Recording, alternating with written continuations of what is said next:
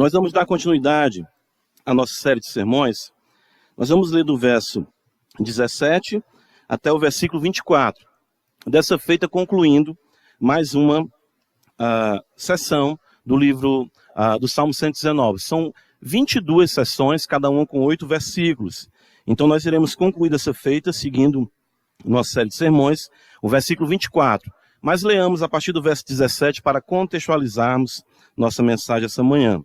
Salmo 119, a partir do verso 17, diz-nos assim a palavra de Deus: Seja generoso para com o teu servo, para que eu viva e observe a tua palavra. Desvenda os meus olhos, para que eu contemple as maravilhas da tua lei. Sou peregrino na terra, não esconda de mim os teus mandamentos. Consumida está a minha alma, por desejar incessantemente os teus juízos. Increpaste os soberbos, os malditos, que se desviam dos teus mandamentos. Tira de sobre mim o opróbrio e o desprezo, pois tenho guardado os teus testemunhos. Assentaram-se príncipes e falaram contra mim, mas o teu servo considerou nos teus decretos. Com efeito, os teus testemunhos são o meu prazer, são os meus conselheiros. Amém. Oremos ao Senhor. Pai, nós te agradecemos por tua palavra bendita, pelo santo evangelho, pelo privilégio de estarmos aqui reunidos, aprendendo aos teus pés da tua palavra. Senhor, sem ti nada podemos fazer. Nós louvamos o Senhor porque o Senhor nos trouxe até aqui. Mais um dia separado para o Senhor. E nós precisamos da graça que procede do teu trono para continuarmos, Senhor, prosseguirmos nessa luta constante, como cristãos revestidos da armadura, combatendo o mal em nosso coração, combatendo esse sistema contrário à tua palavra e, claro, o inimigo de nossas almas. Dá-nos, Senhor, sabedoria para sabermos nos portar como teus filhos, andando como filhos da luz. E perdoa, Pai, a multidão dos nossos pecados. Tu és Deus misericordioso, Deus bondoso, e nós sabemos que nessa semana nós pecamos contra ti. Palavras que falamos, atitudes que tivemos, pensamentos, pecados por omissão, pecados por comissão. Perdoa-nos, Senhor. Perdoa a tua igreja. Limpa-nos com a tua santa palavra e que possamos ter mais do teu Espírito essa manhã, esse dia, para a glória do teu nome. Sê com a tua igreja, sê com o teu povo. Nos ajuda, Pai, em nome de Jesus Cristo. Amém. Irmãos, essa perícope, essa sessão aqui, ela é muito interessante porque os irmãos podem observar, eu lendo aqui mais uma vez com os irmãos, o desenvolvimento da piedade e da devoção do salmista ante a lei do Senhor. Como nós falamos desde o princípio, a verdadeira teologia, ela resulta em oração. Por isso que você vê no versículo 17, ele orando, ser generoso para com o teu servo. E por muitas vezes o salmista vai fazer isso aqui. A oração, ela é de fato o produto da verdadeira teologia. Os que conhecem a Deus se dedicam, se devotam a Deus, buscam o Senhor. Então ele busca Deus e ele pede ao Senhor para que ele viva e observe a palavra do Senhor. Ele pede que os seus olhos sejam desvendados, vejam, para que ele contemple as maravilhas da lei de Deus. Quanto mais ele contempla as maravilhas da lei de Deus, mais ele se percebe um estranho nesse mundo. Porque é isso que o Evangelho faz conosco. Nós temos a compreensão da mente de Deus, conforme revelado nas Sagradas Escrituras, e começamos a nos sentir como? Como peregrinos, como forasteiros. Veja o versículo 19. Sou peregrino na terra. Pedro fala isso. Como peregrinos e forasteiros que somos, não devemos nos amoldar às paixões que tínhamos anteriormente. Então, a palavra, a relação com Deus, traz essa identidade de uma cidadania celestial. Então ele diz que tem desejo, ele percebe que como peregrino, como forasteiro nesse mundo, ele ainda não ama e não vive as Escrituras como deveria viver, como deveria amar. Veja, ele diz, consumida está a minha alma, no versículo 20, por desejar incessantemente os teus juízos. Então ele aqui mostra o que é a vida do homem de Deus, da mulher de Deus.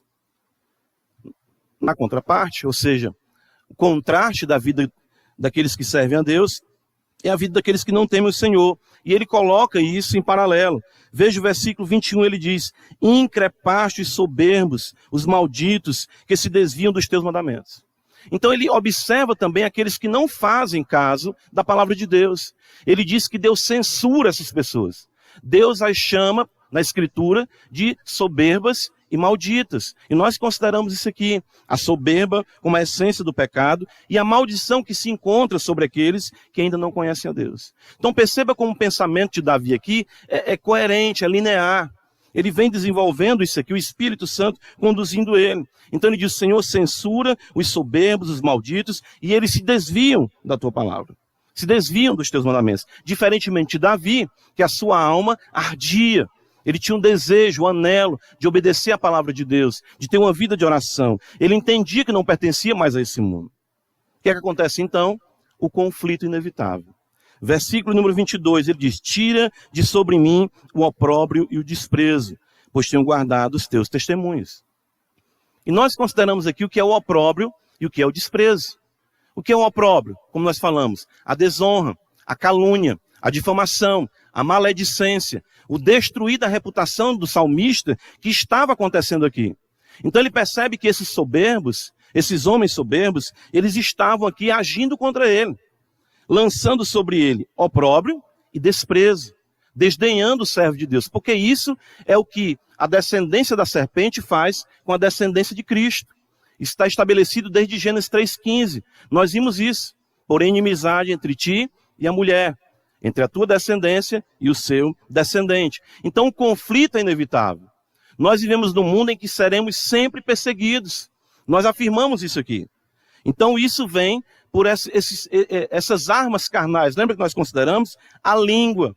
Vimos no Salmo 129, a língua que exatamente fere, maltrata, perturba Davi. Ele sofre com isso. E como ele tinha ciência disso, chegava até ele, o conhecimento dele, ao ponto de, no versículo 23, ele trazer de forma mais clara e explícita a identidade dos seus perseguidores. Ele diz: assentaram-se príncipes contra mim. Aliás, assentaram-se príncipes e falaram contra mim. Então perceba que Davi fica aqui numa situação muito complicada. Porque de onde ele esperava, dos príncipes, trono, experiência, maturidade, e que houvesse apoio ao reinado, que houvesse apoio à comunhão do povo de Israel, havia o conluio para desestruturar o reinado de Davi. Então ele diz assim: assentaram-se príncipes e falaram contra mim, mas o teu servo considerou nos teus decretos. Então Davi entendeu que a solução para isso era ele se deter, manter o foco nas Escrituras. E foi isso que ele fez. Ele considerou o prazer e o conselho nas Sagradas Escrituras. Os versículos 22, 23 e para o 24, todos eles trazem uma conjunção mostrando que Davi está tratando do mesmo problema. Ou seja, no texto original, Davi utiliza isso. Então ele diz no versículo 24, com efeito, veja, ele ainda está considerando essa realidade. Os teus testemunhos são o meu prazer, são os meus conselheiros. Então, quando nós passamos tribulação, quando nós passamos dificuldades, quando nós passamos lutas, o que isso tem? Como isso nos afeta? Tira o nosso foco da adoração. As tribulações, as angústias e as dificuldades fazem isso conosco, constantemente. E esse é o objetivo. O objetivo do inimigo é esse, é desestruturar Davi para que ele não adore a Deus. Por isso que ele enfatiza isso. Ele diz, com efeito, os teus testemunhos são o meu prazer. Ele diz, são os meus conselheiros. Como nós, irmãos, consideramos em nossas exposições anteriores, a oposição visava desestruturar o salmista a fim de que ele perdesse o foco na palavra do Senhor. O assentar dos poderosos, né, pontuei aqui para nós, em conluio era algo doloroso e tinha sim esse efeito imediato sobre Davi. Porém, Davi se voltou para a fonte da sua vida, ou seja, a fonte da sua alegria, a fonte do seu prazer. Ele sabia que só poderia viver com o que procedia da boca de Deus. Isso é interessante, né? Ou seja, lembra quando Satanás vai tentar o Senhor? No Evangelho de Lucas, no Evangelho de Mateus, ele chega e diz, se tu és filho de Deus, né? Ou seja, qual a primeira coisa que ele coloca em xeque? A identidade de Jesus. Como é que você é filho de Deus e está passando por isso? Como é que você é filho de Deus e está sofrendo essas coisas? Então Jesus fala, não só de pão viverá o homem, mas de toda palavra que procede da onde? Da boca de Deus. O que é que Jesus está querendo dizer? Não é o que você diz ao meu respeito que me define, mas a boca de Deus que me define. A palavra que procede da boca de Deus. Ou seja, por isso que Davi fala no versículo 24, com efeito, os teus testemunhos são o meu prazer. O prazer nas Escrituras anularia também o ferrão do opróbrio e do desprezo. De fato, quando contemplamos a face do Senhor em sua santa lei, tudo mais se desvanece ante o brilho da sua glória. Prazer maior dissipa o mal que vem contra nós. Ou seja, nós vencemos ao nos deleitarmos e não ao combatermos. Interessante isso, né? Como é que Davi vence? Davi vence adorando. Como é que Davi vence? Davi vence se deleitando na palavra de Deus. Como é que ele vence? Se voltando para as Escrituras Sagradas. Salmo 50, eu até considerei uma parte desse salmo ali no conselho. Veja a beleza do Salmo 50. Abre comigo a Escritura. Está escrito assim. Salmo de número 50. Salmo de Asaf. Fala o poderoso, o Senhor Deus, e chama a terra. Desde o levante até o poente. Desde Sião, excelência de formosura, resplandece Deus. Vê o nosso Deus e não guarda silêncio. Perante ele arde um fogo devorador. Ao seu redor esbraveja grande tormenta. Intima os céus lá em cima e a terra para julgar o seu povo. Congregai os meus santos, os que comigo fizeram aliança por meio de sacrifício. Os céus anunciam a sua justiça, porque é o próprio Deus que julga. O que é que o salmista considera aqui no caso Asaf? O poderoso fala. E a fala do poderoso é que é determinante. A fala do poderoso é que sustenta desde o levante até o poente. A fala do poderoso é que domina todas as coisas. A força e o poder não se encontram na palavra dos homens. A força e o poder se encontram na palavra de Deus. O poderoso fala. E quando ele fala, as coisas acontecem. Quando ele fala, as coisas de fato acontecem como ele quer. E a fala do poderoso revela a sua beleza, a sua excelência.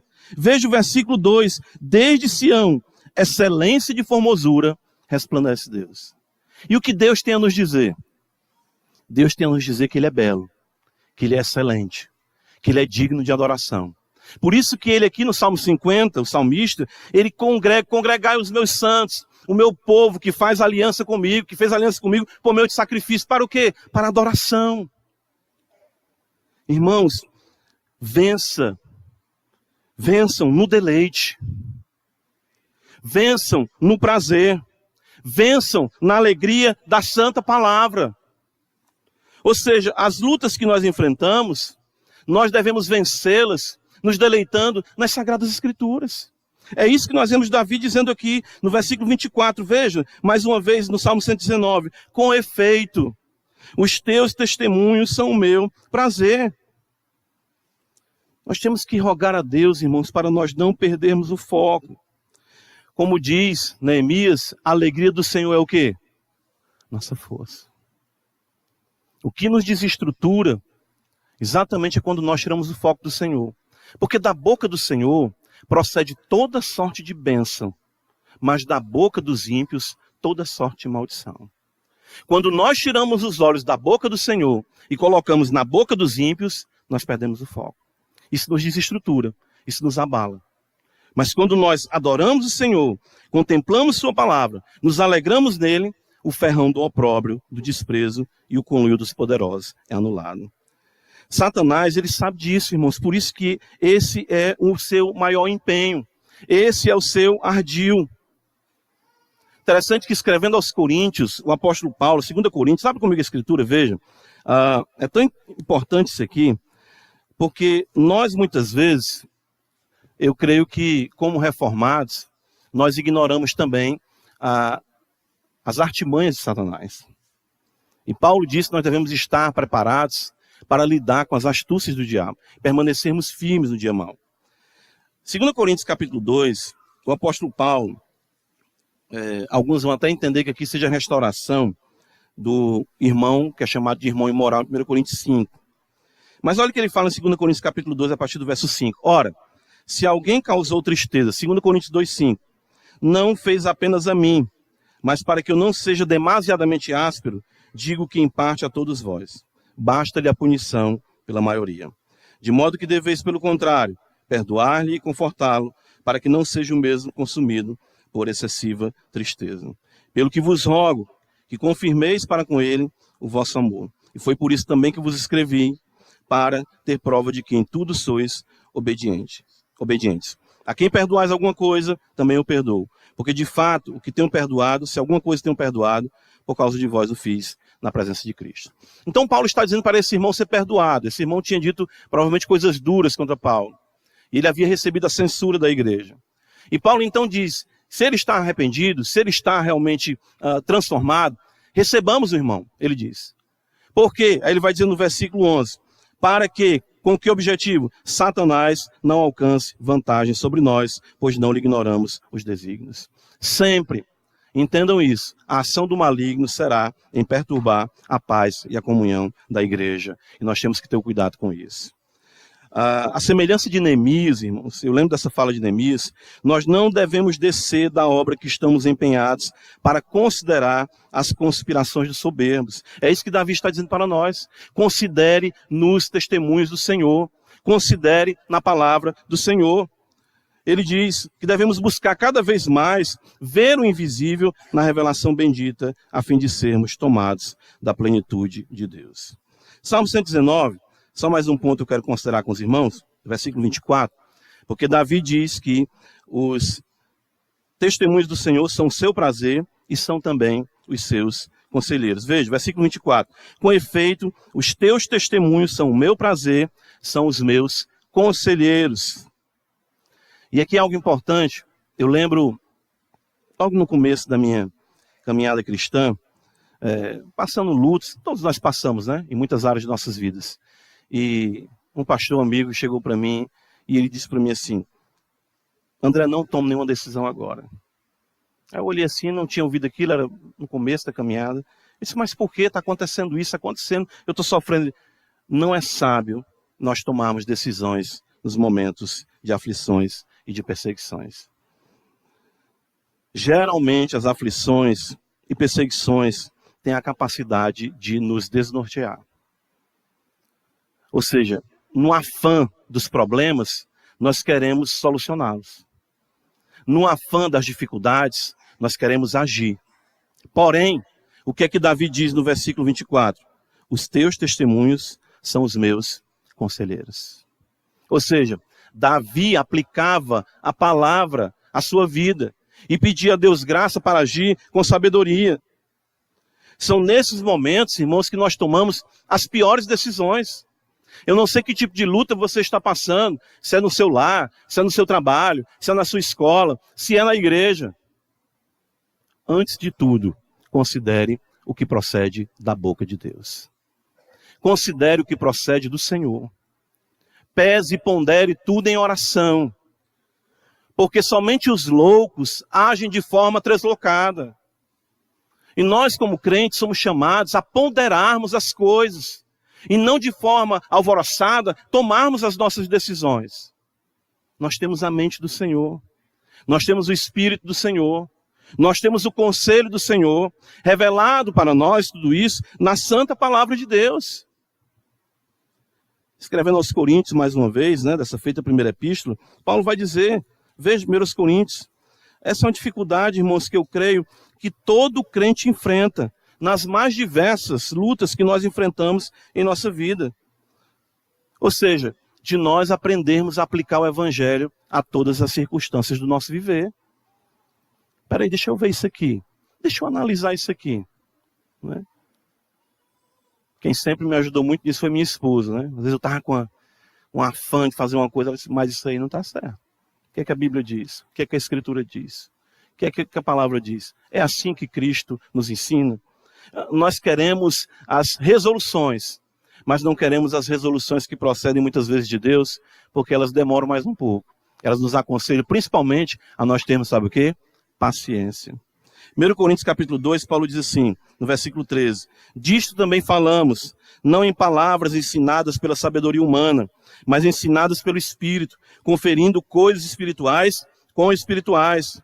Ora, o homem natural não aceita as coisas do Espírito de Deus, porque eles são loucura, e não pode entendê-las, porque elas se discernem espiritualmente.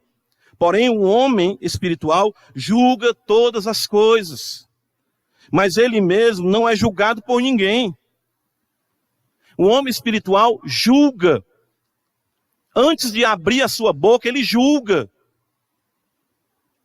O nosso problema é que as nossas palavras vão na frente dos nossos pensamentos, na frente das nossas considerações.